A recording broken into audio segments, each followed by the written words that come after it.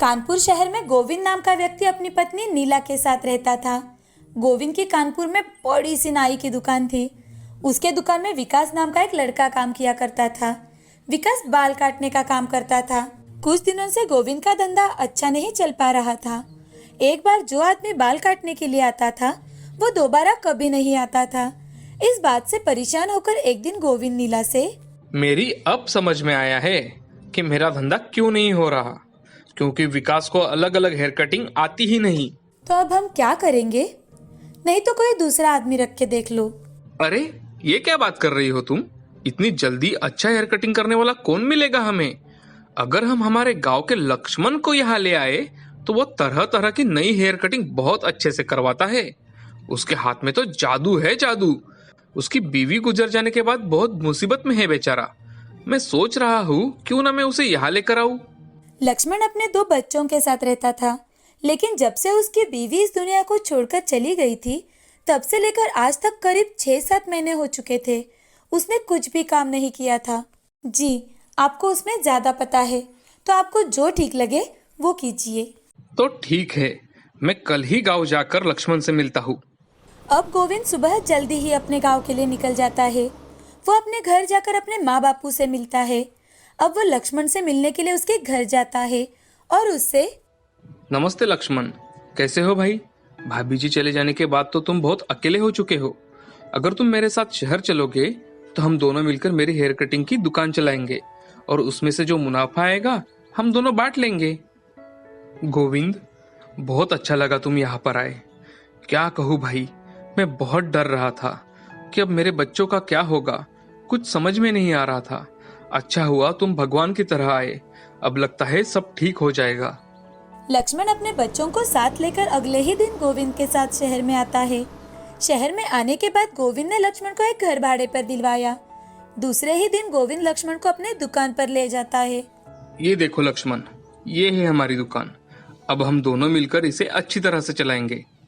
लक्ष्मण के आते ही गोविंद ने विकास को काम से निकाल दिया। लक्ष्मण नई तरीके से और बड़े ही सफाई से लोगों की हेयर कटिंग करता था।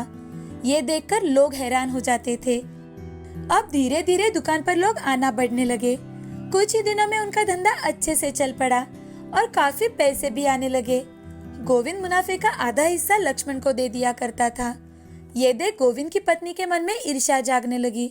वो एक दिन गोविंद से, अजी सुनते हो, दुकान तो हमारा है और दुकान का सारा सामान भी आप ही लेकर आते हो।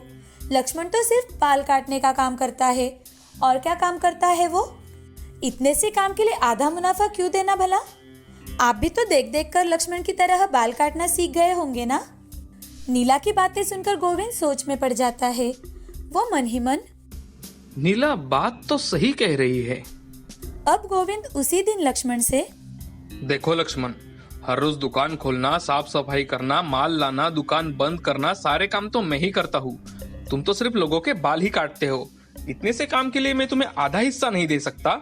मुझे ये मुनासिब नहीं लगता। एक काम करो, मैं तुम्हें रोज के 50 रुपए दूंगा। मुनाफे में से हिस्सा नहीं मिलेगा। काम करना है तो करो, नहीं तो चले जाओ यहाँ से। गोविंद की बातें सुनकर लक्ष्मण, अरे तुम ऐसा क्यों बोल रहे हो? कितनी भी चमक दमक करो या काम करो, इस धंधे में बाल काटना ही एक कला है। मेरे नए नए हेयर कटिंग से धंधा अच्छा चल रहा है। रोजगारी में काम करना होता तो मैं गांव में ही रहता। तुम इतनी बेतुकी बातें क्यों कर रहे हो गोविंद? लक्ष्मण की बातें सुनकर गोविंद गुस्से में आ जाता है और लक्ष्मण से, क्या मैं बेतुकी बातें कर रहा हूँ? तुम लालची हो गए हो, लालची। गांव में वैसे ही बैठे थे तुम। मैं तुम्हें उठाकर यहाँ लेकर आया हूँ और उल्टा तुम मुझे ही कोस रहे हो। तुम्हारे जैसे बाल तो मैं भी काट सकता हूँ। लोग मुझे और मेरी दुकान देखकर यहाँ आते हैं, तुम्हें देखकर नहीं। मुझे तुम्हारी कोई जरूरत नहीं है। निकल जाओ अभी के अभी यहाँ से। लक्ष्मण वहाँ से चला जाता है। लक्ष्मण दुखी मन से घर पहुँचता है। घर जाते ही उसका बड़ा बेटा उससे, पिताजी क्या हुआ है? आप आज इतनी जल्दी कैसे आ गए? लक्ष्मण अपने बेटे को सारी घटी घटनाएं बताता है। तभी लक्ष्मण का बेटा उससे, पिताजी आप दुखी मत हो, हमारे पास कुछ पैसे हैं ना। हम अभी एक छोटी सी दुकान शुरू करेंगे और हम दोनों भी आपके काम में मदद करेंगे।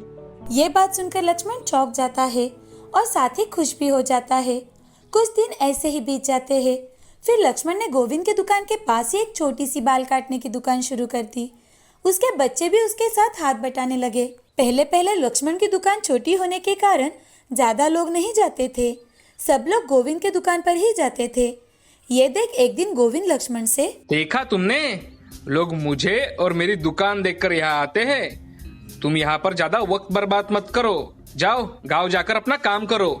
एक दिन वहाँ का जमींदार गोविंद की दुकान पर आता है और गोविंद से, गोविंद, मैंने सुना है तुम्हारे दुकान पर बहुत नए नए स्टाइल से बाल काटे जाते हैं।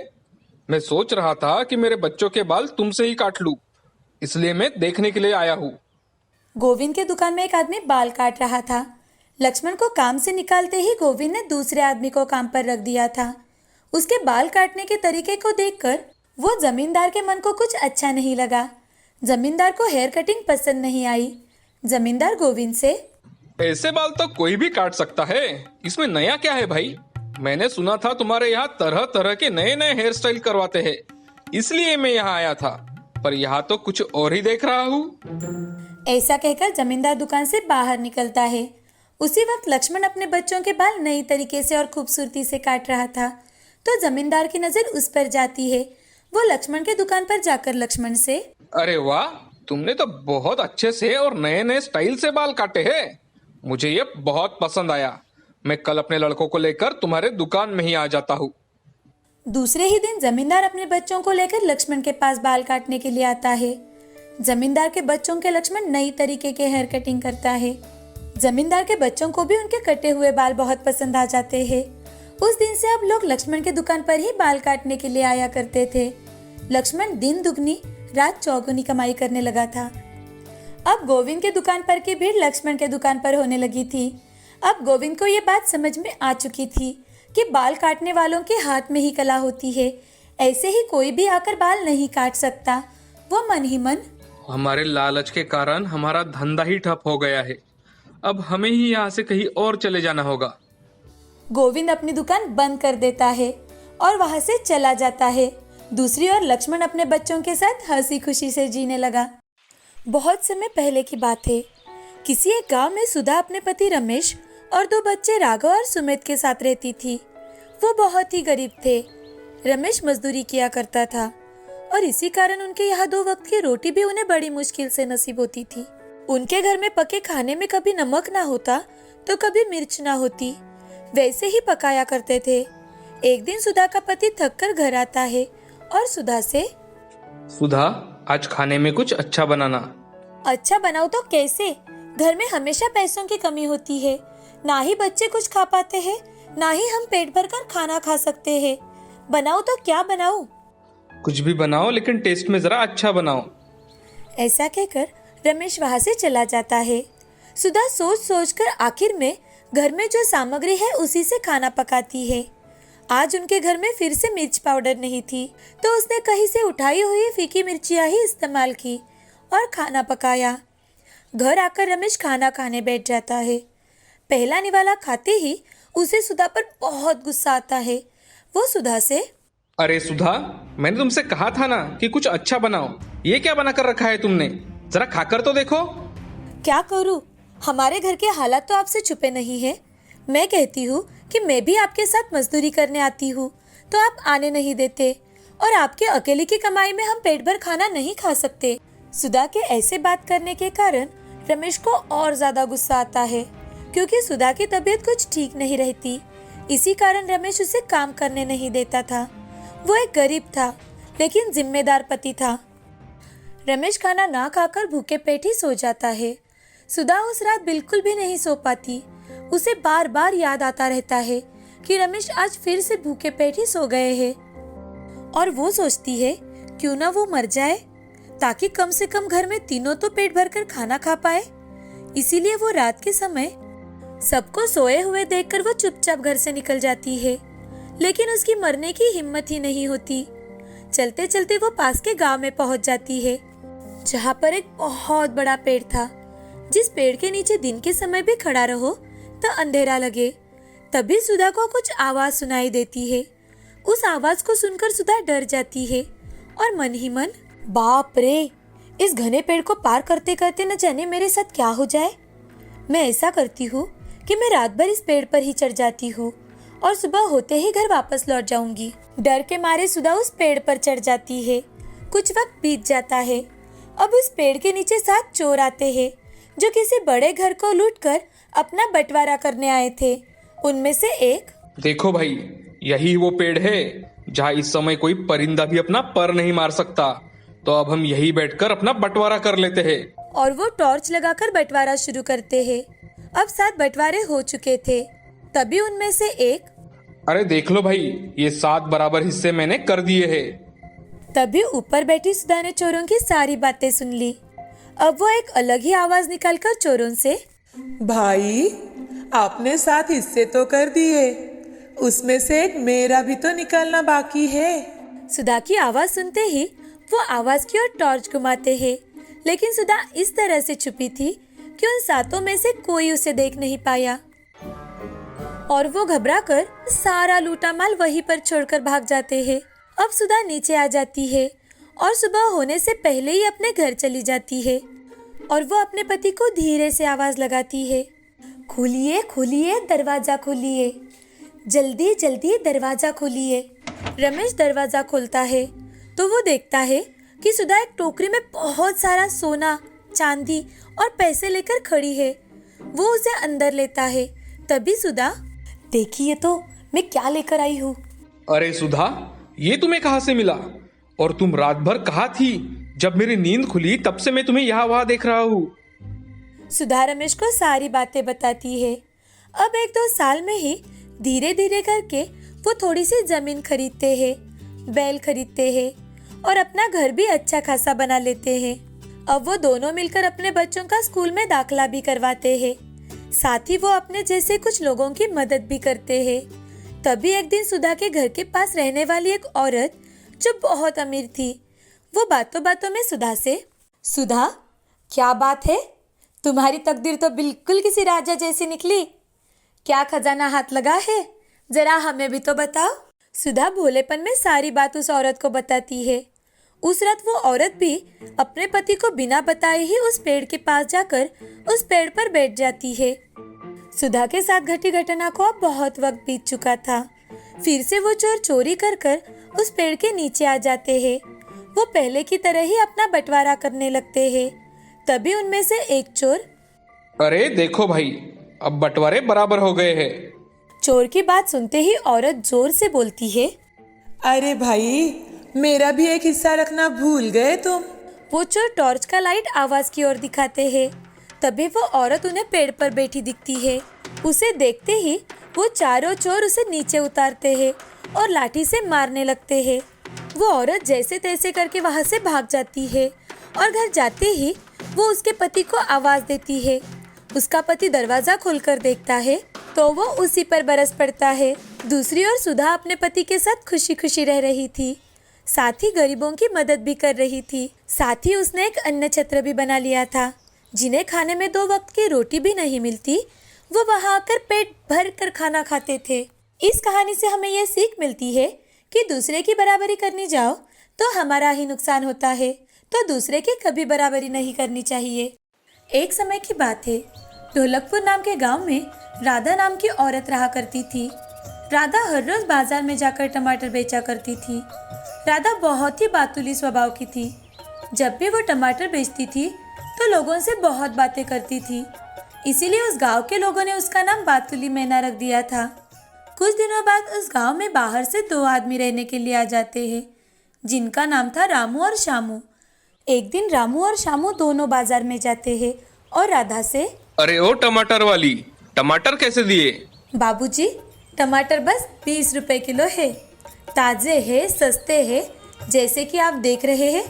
मैं झूठ नहीं बोलती, मेरे खेत के टमाटर पूरे गांव वालों को बहुत पसंद आते हैं। आपको हो तो तोल दूं 2-4 किलो, आपकी बीवी खुश हो जाएगी साहब। अरे बस बस बस बस बस, कितना बोलती हो तुम? इतना ज्यादा कोई बोलता है भला? मुझे 2 किलो टमाटर तोल दो। वैसे उस दिन राधा की कुछ ज्यादा ही अच्छी कमाई हुई थी। उसे कुल मिलाकर 400 रुपए का मुनाफा हुआ था, इसीलिए राधा बड़ी खुश थी। आज तो मुझे 400 रुपए मिले हैं। मैं ऐसे ही पैसे कमाती रही तो वो दिन दूर नहीं जब मैं भी महंगी महंगी साड़ियाँ पहनूंगी। उस दिन राधा सारे टमाटर बेचकर खुशी खुशी अपने घर जाती है और फिर दूसरे दिन हमेशा की तरह बाजार में टमाटर बेचने आती है।